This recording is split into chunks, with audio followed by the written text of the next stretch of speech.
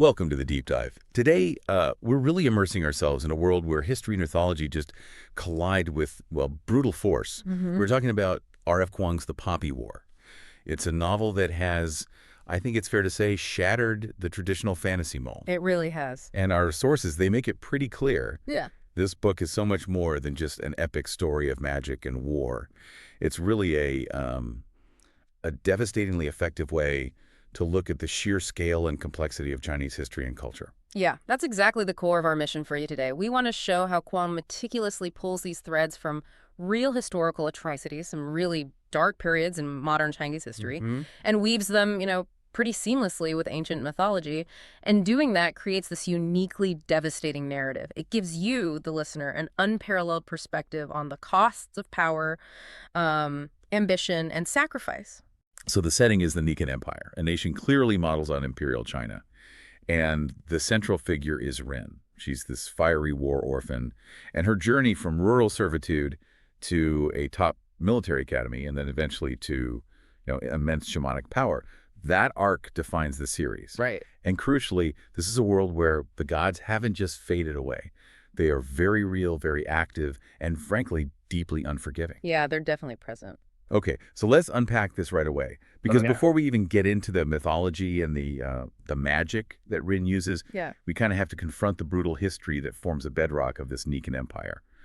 What are the specific real-world traumas woven into this backdrop? Well, what's really fascinating, I think, is that Kuang doesn't just pick one historical event. She layers in three pivotal, really crushing periods that define China's historical trauma. We can start with the external pressures, right? Yeah. Specifically, the devastating influence of Western powers. Yeah, right. That's directly mirrored in the novel's whole portrayal of the drug trade and exploitation. So you're talking about the Opium Wars. That seems foundational to modern Chinese history. Exactly. The novel really echoes that destructive period of the First Opium War back in the 19th century, China versus Britain primarily. Right. And when you read about the economic and social impact of the drug trade in those early chapters, well, you're essentially reading a fantasy allegory for the immense suffering caused by opium. Which led to defeat, those humiliating treaties. The unequal treaties, yeah. And just massive exploitation by foreign powers afterwards. The conflict in the book isn't just political, it's deeply economic, deeply exploitative. Okay, so that sets the stage for sort of external conflict.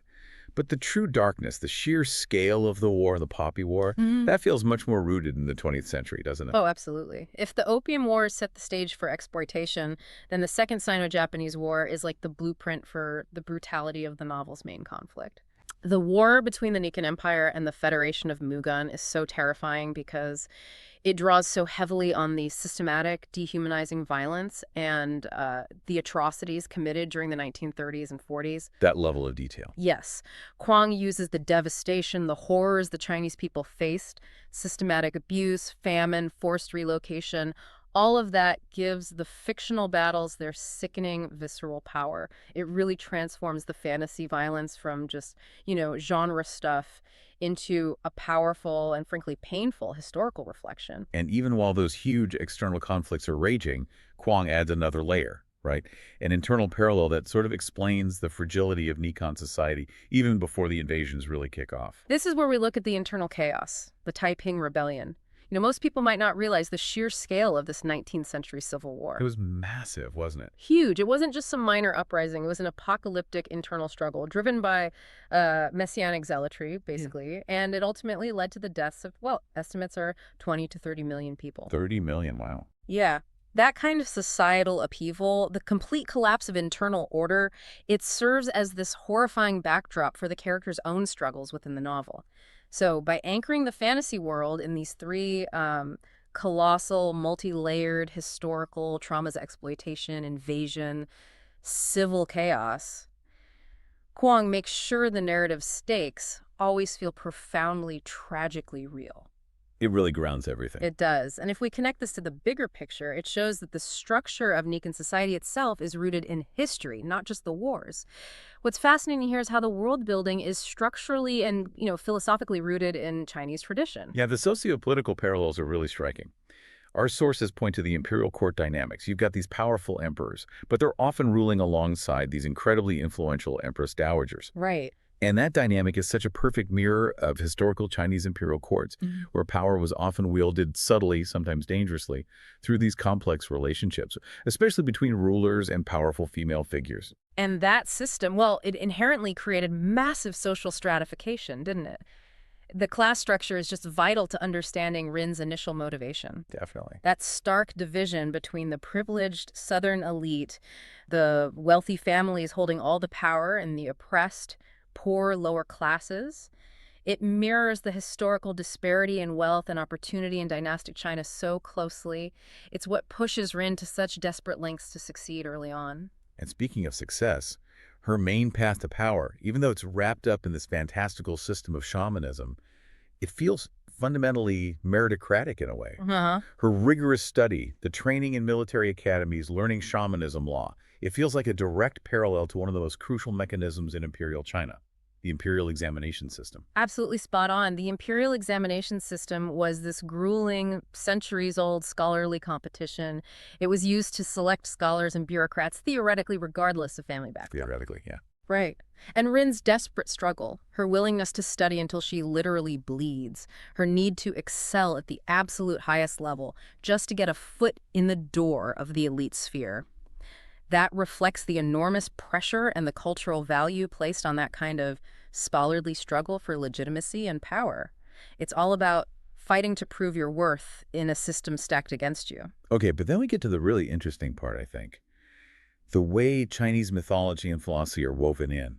It's not just decoration, is it? No, not at all. It's functional, deeply functional. The novel's pantheon, it draws so heavily from mythology. It creates this incredibly rich tapestry of deities. You see figures like Healy, the god of war, whose influence is terrifyingly real, Terrifyingly, yes. and Nua, the goddess known for mending the heavens after some great cataclysm. And the significance of Nua there is crucial, especially for Rin's story. Nua isn't just some background name. She represents creation, repair, survival after overwhelming catastrophe. Right. So, in a novel that's constantly depicting cataclysmic war, invoking Nua's mythology connects the current chaos to this ancient, almost cyclical pattern of destruction and rebirth. It gives the conflict a kind of spiritual weight and inevitability almost. And the whole concept of balance, or maybe the profound loss of balance, that seems to be everywhere too. That's really the philosophical backbone of the whole narrative, the Yeah. concept of yin and yang, the balance of opposing forces. Mm. In the Poppy War, we see this played out constantly as a kind of moral balance. Rin is always struggling to keep her equilibrium between her ambition and her sanity, between necessary ruthlessness and just monstrous brutality. A thin line. A very thin line. Yeah. And this concept of balance contributes hugely to the moral ambiguity that really defines the entire series. Plus, you have these deep-rooted traditions, ancestral worship, spiritualism, the constant presence or threat of spirits and ghosts. They actively influence how characters think and act. It keeps them grounded in the spiritual world where the past is literally haunting the present. And finally, those, well, beautiful but also symbolic legendary creatures, the dragons, the phoenixes, and the Killins, or Quillin. Ah, yes, the Quillin. Often gets translated as Killin. They are definitely not just decorations, they're powerful symbols. Quillin are historically seen as gentle, wise creatures. They supposedly only appear in times of great peace or when a great sage arrives. So their scarcity in Kuang's dark, war-torn world says a lot. Exactly, it speaks volumes. And similarly, dragons and phoenixes, they symbolize power and transformation. When these creatures show up, it signals a massive shift in fate. It reinforces that this isn't just a political war, it's, on some level, a cosmic one, too. Okay, so now let's move towards the core of the novel's dark fantasy identity. This relentless exploration of power, war, betrayal. The stuff that pushes the main characters into these truly ugly ethical corners. Yeah, the characters are basically the litmus tests for the novel's dark themes. Rin, as the protagonist, she's the central vehicle for exploring how power corrupts. Her evolution from this desperate orphan to someone wielding immense, almost god-like magical power, it's deeply unsettling to watch. You see the seductive nature of extreme capability. She gains the power to commit horrific acts, often justifying them through justice or revenge. Right. Her journey challenges not just destiny, but also traditional gender roles. It forces you, the reader, to constantly question if achieving that kind of power requires losing your morality. Her actions often feel like they mirror the complexities of real historical leaders, the ones who truly believe the ends justify the means, which connects directly to the military leaders around her, Hmm. like Altan, the celebrated but deeply damaged commander. Altan, yeah, he showcases the dangerous charisma of the damaged hero perfectly. He embodies that duality of human nature and the immense personal cost of war. You see his fierce loyalty. Absolutely. Fierce loyalty, strategic brilliance, but it's constantly juxtaposed with these cold, ruthless tactics driven purely by vengeance. His entire existence forces you to confront that blurred line between heroism and monstrosity, especially in wartime. It demonstrates how even righteous anger can curdle into the most brutal acts. And then there's Master Zhang, the mentor figure who seems to carry the weight of tradition on his shoulders. Master Zhang is such a tragic figure. He really embodies that conflict between preserving ancient knowledge, the secrets of shamanism, and the immediate brutal needs of a rapidly changing world. Right, the world is moving on. Exactly. He struggles to navigate the onset of modern warfare while holding on to beliefs that suddenly seem, well, inadequate.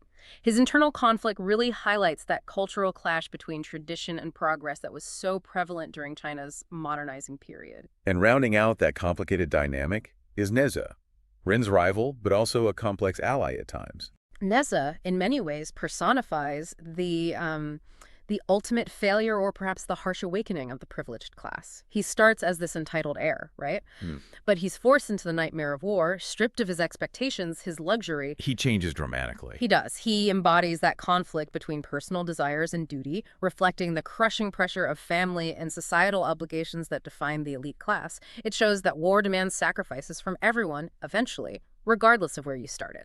So the story ultimately is this deep exploration of how unchecked power just fundamentally reshapes people and shatters trust. Betrayal feels like a central force, whether it's driven by politics, desperation, or just survival. Exactly. The narrative uses these visceral, often really gruesome depictions of war. It forces you to confront the dehumanizing effects of mass conflict head on. The story constantly challenges any simplistic notions of right and wrong. It forces you to live in that moral gray area. When power goes unchecked, when sacrifices are made in the name of victory, whether through political scheming or literal divine intervention, the results are horrifying. And that horror, I think, is the central truth of Kuang's dark fantasy world. So to sum up then, the Poppy War is so successful because it refuses to let history go.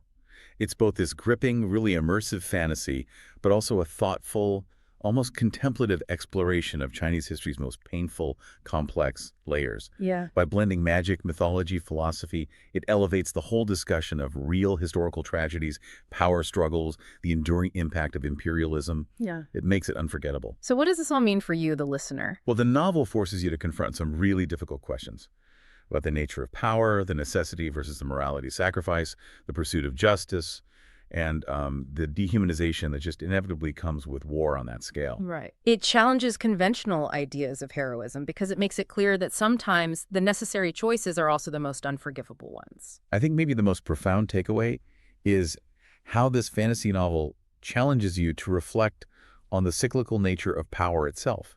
The idea that even when worlds change drastically, even when gods walk among mortals, that human propensity for conflict, the allure of unchecked power, it just remains constant. It shows that the history of suffering in Necan isn't just background detail. It is the source of the magic, the source of the god's power, and maybe the ultimate test of the resilience of the human spirit against truly profound adversity.